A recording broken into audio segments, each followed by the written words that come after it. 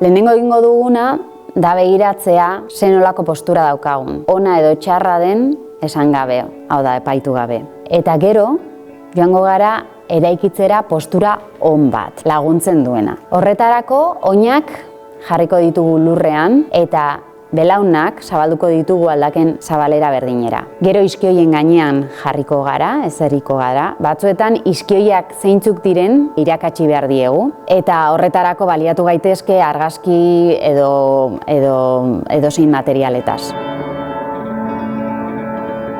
Iskioien gainean gaudenean, gure bizkarrezurra eraikitzen joango gara, zuzen jarri arte. Hau da, dauzkagun berezko kurbak mantendu behar dira, baina bai, sorbaldak aldaken gainean jarri beharko genituzke.